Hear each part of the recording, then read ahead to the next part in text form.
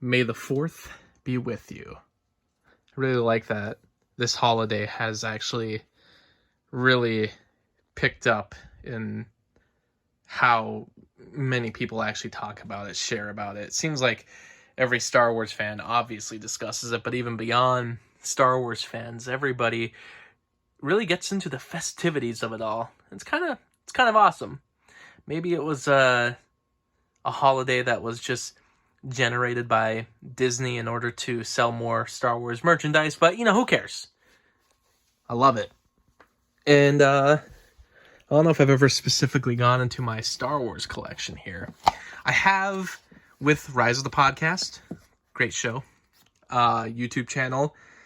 You can find them on YouTube, Rise of the Podcast. I was in one of the, I don't remember what episode number. I think it was episode 34, where they're a Star Wars podcast, and my whole idea was, hey, let's talk about Star Wars. So I bet you've never talked about home video Star Wars releases, and so I brought pretty much everything I have Star Wars related. And there's been a lot of releases over time, and I think a lot of people are aware of the different changes that have been done over time, and how a lot of these releases have different special features. They actually have a new set that was released in 2020, I think it was last year it came out, which has every movie from the Skywalker saga. It doesn't have Rogue One or Solo. It doesn't have these extra bits like the Ewok movies, or obviously it doesn't have the holiday special, but it has a bunch of new special features discs, which have a lot of the previously released special features, but they're sometimes re-edited, or at least placed in a different order than some of the other discs. Like, for instance, this set had 3 discs on it for special features alone for the first 6 movies. So, like, the first special features disc had special features for the first through 3rd movie. The second special features disc had for the 4th to 6th film, and then the last disc had just documentaries from the entire saga, mostly from the old movies, older documentaries, so that a lot of them were re-releases.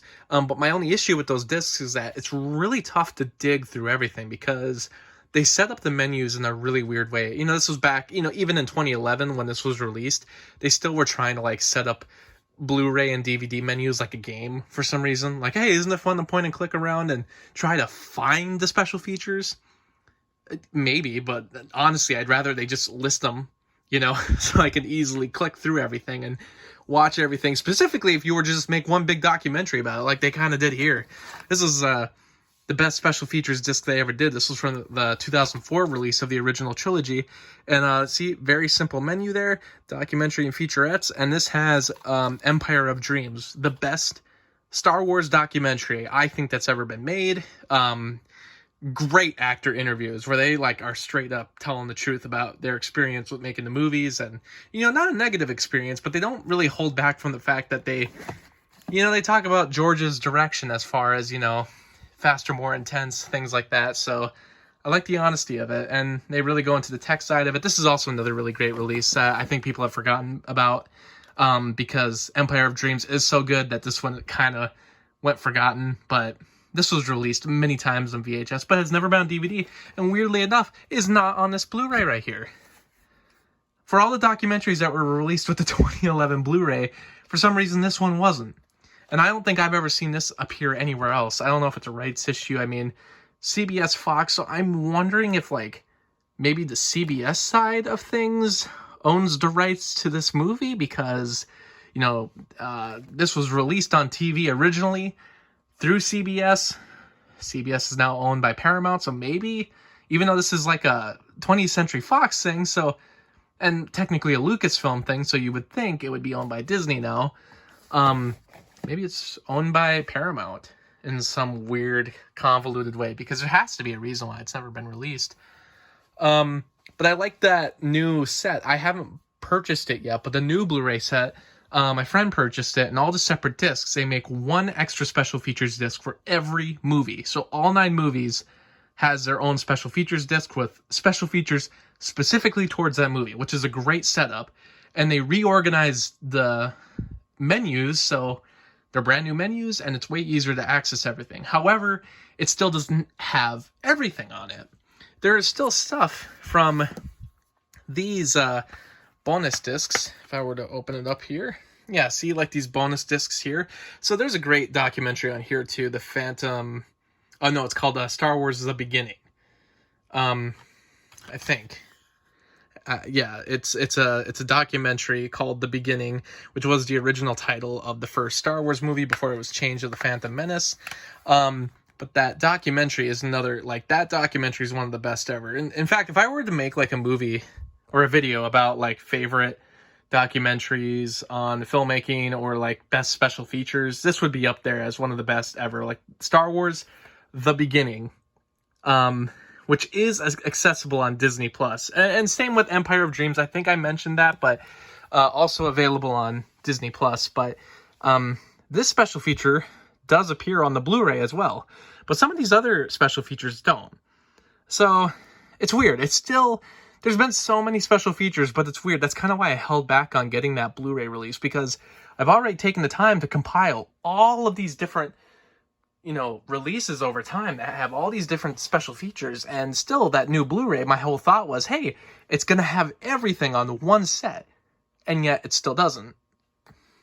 But yeah, that documentary, The Beginning, really good. I really got me invested in filmmaking in general. Like, probably the reason why I'm so into the movie making process, which is weird. So I've told this story kind of before, but so these 5 releases here, all are widescreen, all are from their 2008 releases, which the 2008 releases of the prequel trilogy, they came together as a trilogy pack in these skinny DVD cases, and they were just the same releases that you could always get of the prequels films with the special features discs, and those were always easy to get.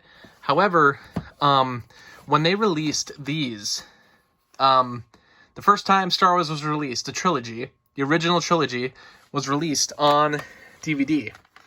It didn't come with special features discs for each movie. It just had the movie, no special features, just a commentary for each disc. And then it came with this bonus disc. And that was in 2004. However, they re-released the set in 2005, but they took the bonus disc out. So this bonus disc wasn't a part of it. And also, by the way, this is just a completely different thing. This is the story of Star Wars. This is just talking about the Skywalker legacy. It's kind of a pointless DVD, but it actually came with the release of Revenge of the Sith when it was first released on DVD. Not this one specifically, but it was like a bonus that you could get, I believe, at Walmart. And I actually bought this separately for very cheap. This is very cheap to get on Amazon. But anyway, these, and not these covers specifically, it was actually different covers, were released in 2004 with this bonus disc. But then in 2005, they took this bonus disc out. So then it was only these movies with no extra special features disc. That was the set that I got in 2005. I only got the movies with no special features, just the commentaries for each movie. And I remember my friend had the set from 2004 that had this awesome special features disc, so that was the only way I ever saw a lot of the features. Was I borrowed the disc from him, specifically this bonus features disc. And then I watched that Empire of Dreams documentary. I was like, oh my god, this is amazing. Why didn't my parents get me this set for Christmas? No, they got me the 2005 set instead that didn't have this disc. And I actually, many years later, bought this separately. So this is actually from Amazon. And again, this is also very cheap to get separately for some reason. I guess. I think people just threw the boxes away for the original trilogy set that was released in 2004. So then they kept the movies, but then got rid of just the bonus disc for cheap. I guess that would be why, because if you try to get the widescreen set of the original trilogy plus this bonus disc nowadays, they kind of are a little higher in price. Not too expensive, but it's around $30 or $40. But still, for a DVD set of a movie that you can get on so many formats, it's pretty expensive. But I think that's maybe why, but maybe also because it's the only way to get the 2004 movies in widescreen, those specific versions, because the 2004 release had specific changes that were done specifically for that release that are not on the 2011 set. The 2011 set has different changes as well. But anyway, back to these, because yeah, the whole story is so confusing. But basically, these were released in 2006 because people were complaining so much that it didn't have the original cut of the movies when they were first released on DVD, that they finally said, you know what, we're going to release the original cut of the film on a second disc. And it's going to come with the original movie that was released in 2004. So that version's on here. That's all cleaned up. And then we're going to release a bonus disc that's going to have the original cut. And these discs were limited edition, as I say on the top. They were only released between, I think, 2006 and 2008, because actually these releases are the skinny DVD cases that were released in 2008. And these ones came in a box that, you know, this doesn't have the box, and I'll get to why, but basically these were all released together in 2008 again. So these were technically released twice, but nowadays they're pretty hard to find, and all of these separately go for very high prices because everybody wants the original cut.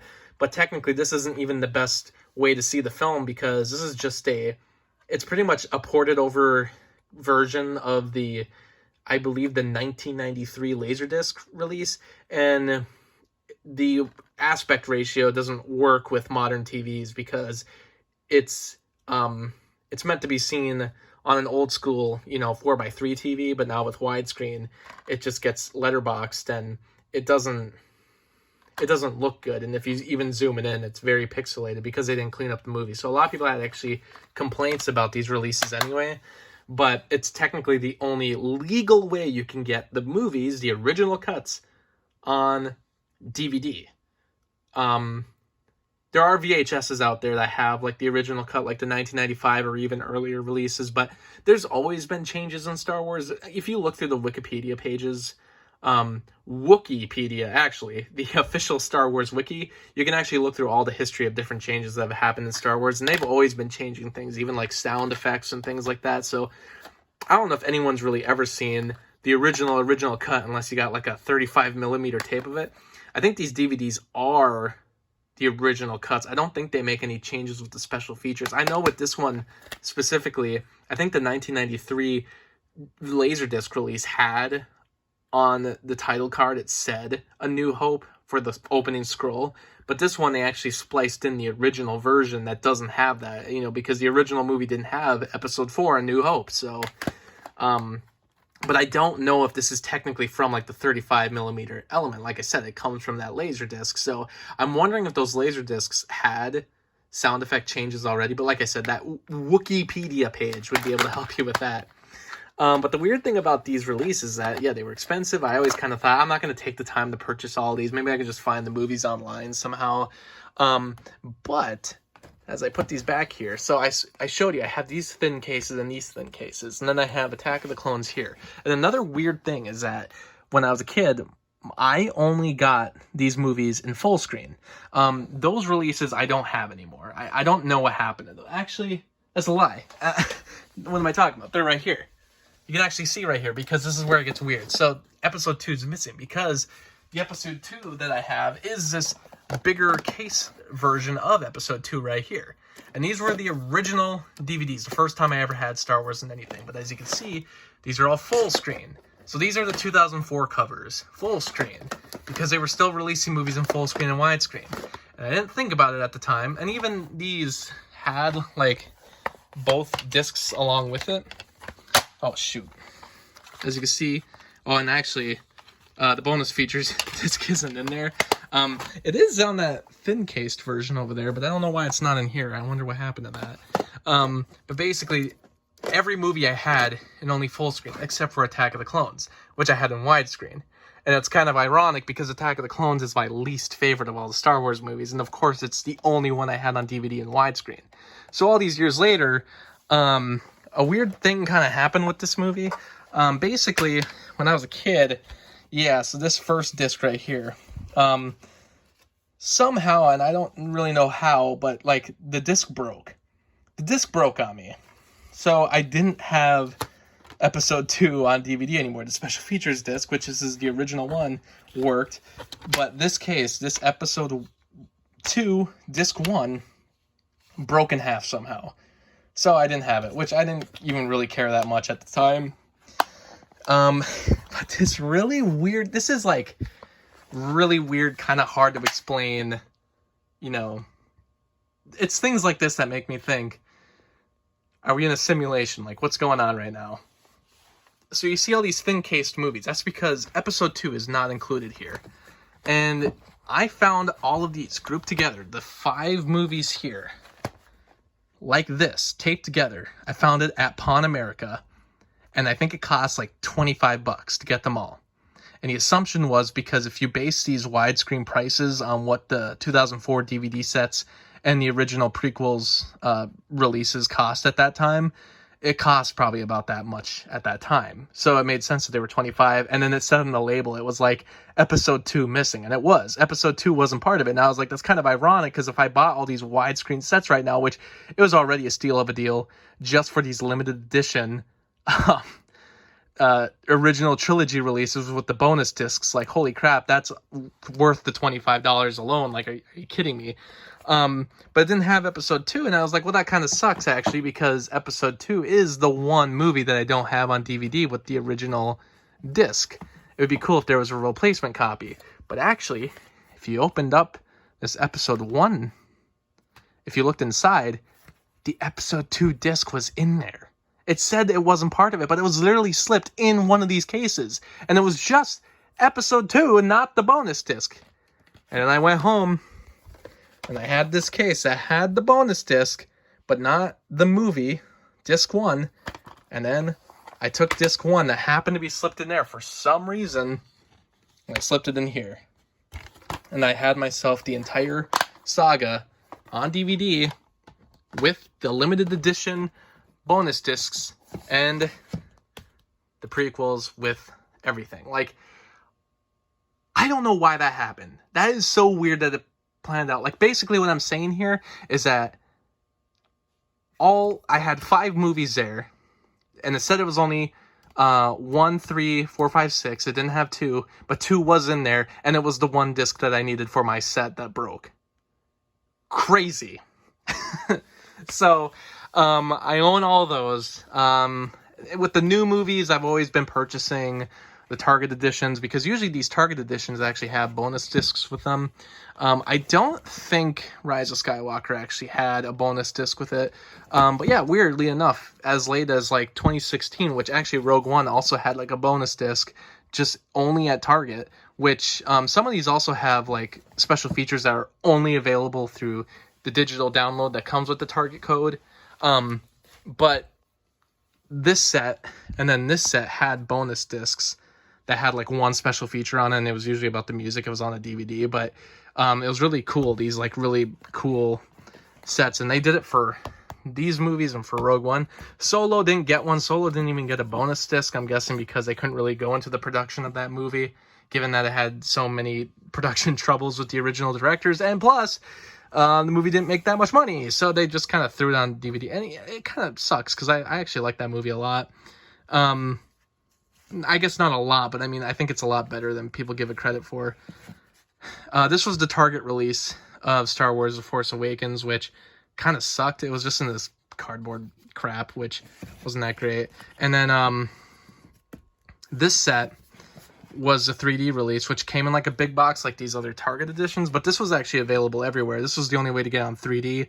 The reason I rebought it was because this was, at the time, the only way to get the J.J. Abrams audio commentary. It wasn't released on this version. A couple months later, they re-released it in 3D, and then this disc for the movie on Blu-ray, not the 3D disc, but the regular Blu-ray disc, had the J.J. Abrams commentary, so that's why I bought it, because I'm like, well, I want to listen to that. Got the Ewok movies here, which these are actually pretty high in price nowadays, but now that they're on Disney Plus, I can see that this DVD would probably go down in price. And then randomly I have this. I think there are more VHS releases of this series, but yeah, I remember finding this one time, and I just thought it was so funny that it said Cub Foods, and not only that, if you look inside, so it's got this really cool promo here.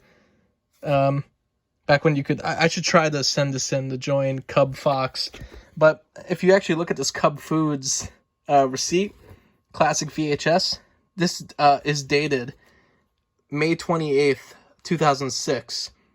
And if anybody knows anything about VHS,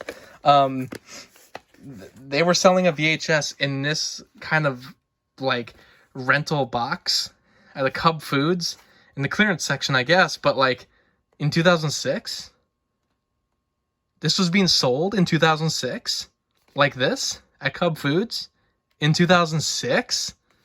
This might be the last movie ever sold on VHS anywhere. Like, because I can't think of any store that still had VHSs in 2006. I remember Menards was like the last place I ever still saw VHSs at, and they were trying to sell whatever they had left.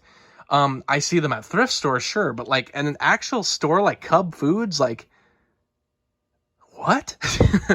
And then this is the only way to get, like, unless you get the Laserdisc, this is the only way to get the widescreen version of the 1997 movies, versions of the movies, because again, like I said, there's changes. This is the first time there were major special effects changes with it, but this is like the only way that you can see things like, I believe the version where like Luke is falling down that hole at Cloud City and is screaming, ah, and it's actually the Emperor's scream. From Return of the Jedi. They edited it in there, and it was only done for the 1997 release. I believe it's on this VHS. It might have only been on the theatrical version because that change was so awful. They might have changed it even for this. But what's great about this release is that it has the 1997 changes, so if you want to see those, this is the way to see it, unless you get the Laserdiscs. But it has all the George Lucas introductions, which are a lot of fun, and it was kind of cool to see him talk about these movies. And this only came out 2 years before Phantom Menace, so it's kind of cool to see him really talk about these movies and the special effects they were doing just, 2 years before Phantom Menace would come out. So it's kind of cool to see him so invested in Star Wars again at that time. Of course, I got some releases over here as well, which in some of these are just kind of random. Like, I have these are the full screen versions of the special editions released in 2007, and I have the actual box of it too. I don't really know why I have these twice. I don't really need them twice, because then I also have right here, which this is just the full screen version. I don't have the box that goes over it, but this was the set that was released. I got it for $3, so I guess $1 for each movie is not too bad. But this is the same. These are just the 1997 versions again, but this was released in 1999. And what they did was they actually made it where these are uniform with the versions that would be coming out for the prequel movies. This is the widescreen version that was released on VHS of Phantom Menace. And then here's the full screen version, and then Attack of the Clones, which, released in 2002. Had a VHS release. And they made it so they were all uniform. And then actually, if you flip them over, they had the bad guys on it. And same with these sets. So they just did this to make them uniform. And I had never seen anybody own this set until I went to my friend's house one time. And I saw these, and I was like, I have never seen these releases before. So I had to do my research. I'm saying these came out in 1999. That's wrong. These actually came out in 2000. But I thought it was pretty cool, though, that they had, like, everything uniform like that. And I'm like, wow, it would have been really cool if they would have released Episode 3 on VHS. But they didn't, because VHS went outdated pretty much at that point. They stopped making VHSs for major blockbusters at that point. So we never got to see the entire, lineup finished.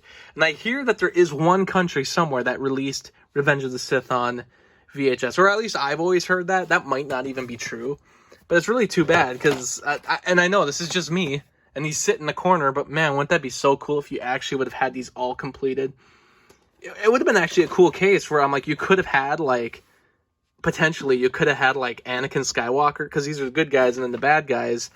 You could have had Anakin Skywalker on one side, and then just Anakin, but as Darth Vader on the other side. Like, it would have been the coolest of all of them, and they missed their chance. I think all these years later, they should still do it. I know. I mean, if I ever got in contact with Lucasfilm, that'd be my one demand, would be, please do that.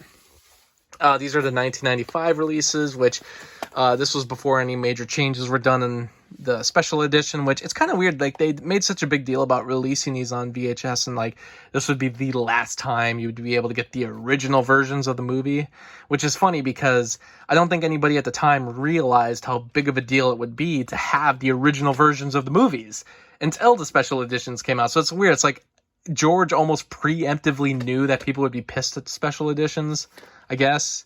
But these releases are cool. I don't know if there's a widescreen version of these 1995 releases on VHS.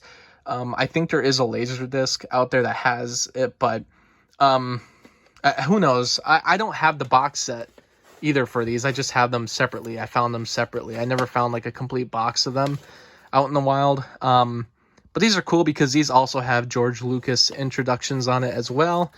And then this is the 1990 VHS box set, which I kind of like this set. This was actually the first time I ever saw Star Wars. Before I had the DVD sets, when Revenge of the Sith was being released, that ended up being the year that I saw all the Star Wars movies, and I also got most of them on DVD. But in anticipation of Revenge of the Sith, I actually saw the original films, and I borrowed them from a cousin, and he actually had these versions. So these are the 1990 versions, and these also are the original versions, like I said, besides, the intro that was added to Star Wars, that adds A New Hope, and some of the different special effects changes, or at least the sound effects changes. I don't think they made really any changes compared to the theatrical versions, but there are some changes. Like I said, again, go to the Wikipedia page. But this box is always so cool.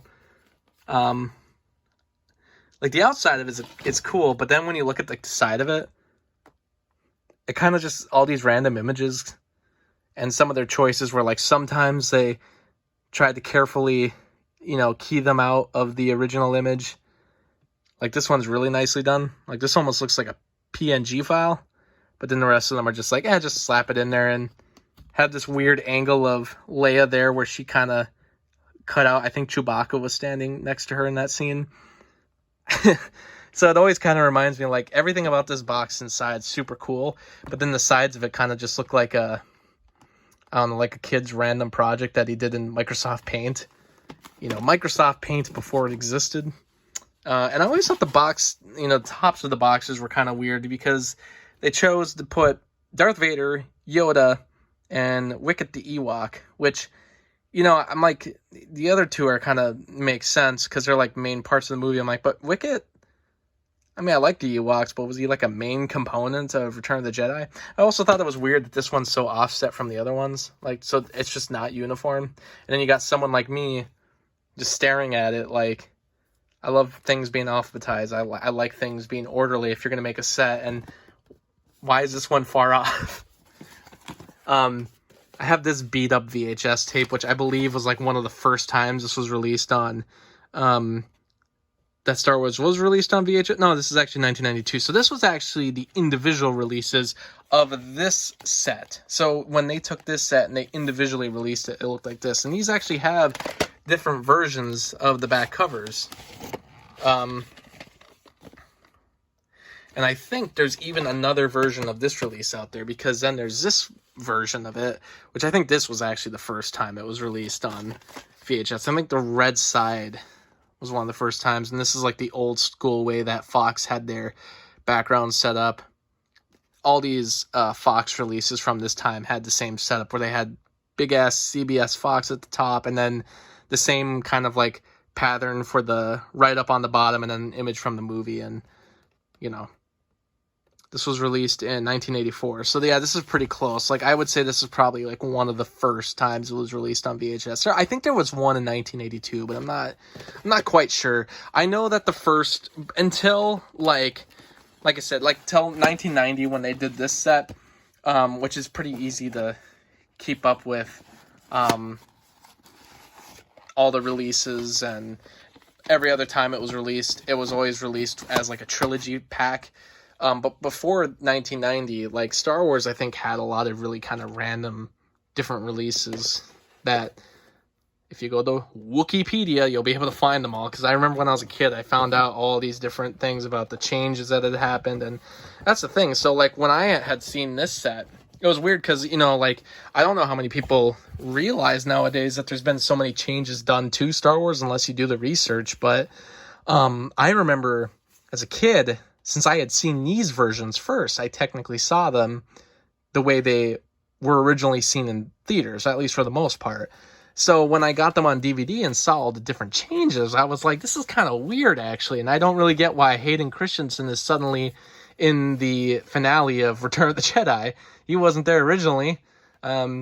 He was in this version. This version, I mean, had Sebastian Shaw. So, like, you know, it kind of was weird. And I always appreciate the fact that I was able to see the movies for the first time without the special edition changes. Because, you know, I don't hate all the changes, but I mean, for the most part, I'd rather just watch the original cuts. And, you know, it's kind of weird that I accidentally kind of found out about it, because it's not like I watched the DVDs or the Blu-rays and then years later realized, oh, there's so many changes. Like, no, I kind of went the backwards route, where I actually saw the original cuts when the new cuts were already available, but didn't even realize it until after the fact. And then I did my research from there, having seen the movie twice in two different forms, and realized, wow, this is a different movie. So it wasn't just, you know, it wasn't the, oh, God, the Mandela effect. The Mandela effect. Star Wars is so cool. Thanks for sticking around for this one.